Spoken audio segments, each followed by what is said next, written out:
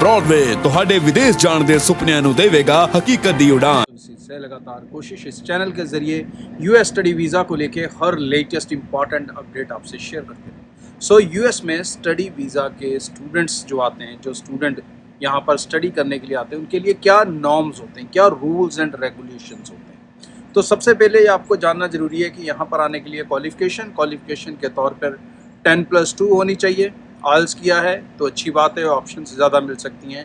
नहीं किया है ऑप्शन कम मिलेंगी, लेकिन रीसेंट पास आउट होनी चाहिए। ग्रेजुएट पे भी सेम चीज़ अप्लाई होती है।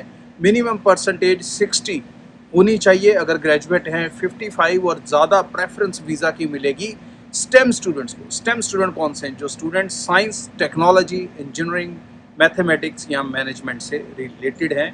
आर्ट्स वालों को कह लो छोड़ दें सिंपल भाषा में, लेकिन उसमें भी साइकोलॉजी जैसे स्टूडेंट्स काम कर सकते हैं। इकोनॉमिक्स, मैथमेटिक्स वाले स्टूडेंट्स अपना वीज़ा हासिल कर सकते हैं। अब यूएस में जो स्टडी वीज़ा आपको हासिल होगा दोस्तों, वो 5 साल का ही हासिल होता है। चाहे आपकी स्टडी 3 साल या 4 साल की ग्रेजुएशन है और चाहे 2 साल की मास्टर्स है, जो वीज़ा मिलेगा वो 5 साल का मिलेगा।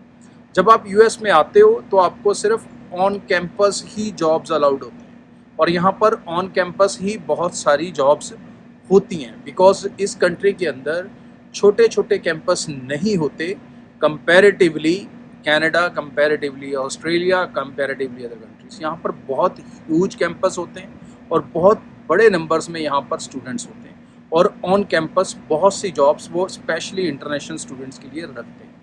बट इन केस अगर आपको ना मिले और अगर आपको बाहर से कोई जॉब ऑफर मिलता है तो आप उसे यूनिवर्सिटी को देकर, और उनके पास ऑन कैंपस जॉब नहीं है तो वो आपको एनओसी दे सकते हैं, जिस पे बेसिस पे आप फिर बाद में बाहर काम कर सकते हैं। आपकी स्टडी ख़त्म होने के बाद you have to apply for a visa. चाहे आपका वीज़ा 5 साल का था, बट फिर भी आपको एक परमिट के लिए अप्लाई करना पड़ता है। उस परमिट को मिलने के बाद आप rest of the period full time job कर सकते हैं अपनी स्टडी को ख़त्म करने के बाद, और वो परमिट 100% आपको मिलते हैं। उसके बाद जो आगे का एक्सटेंशन है वो तभी होगा अगर कोई कंपनी आपके लिए H1B वीज़ा अप्लाई करेगी। अब जब बात आती है H1B वीज़ा की, तो H1B वीज़ा ज़्यादातर टेक्निकल स्ट्रीम के जो स्टूडेंट होंगे उन्हें हासिल करना आसान रहेगा, बिकॉज उनकी बहुत ज़्यादा शॉर्टेज रहती है। मैनेजमेंट के लिए थोड़ा सा डिफ़िकल्ट होता है, ये रियलिटी है।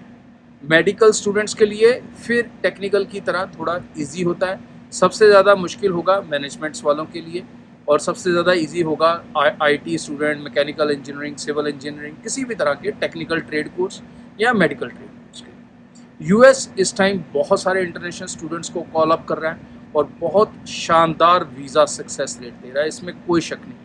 प्रेजेंटली अगर यूएस का वीज़ा सक्सेस रेट देखा जाए तो इट इज़ अबव 60 to 70%। मतलब अगर हम 10 केस भेज रहे हैं तो 7 के वीज़ा उसमें आते हैं। अब जो 3 रह जाते हैं वो ज़्यादातर वही स्टूडेंट हैं जिन्होंने विदाउट आइल्स अप्लाई तो कर लिया, बट उनका कम्युनिकेशन स्ट्रॉन्ग नहीं है या अच्छा नहीं है।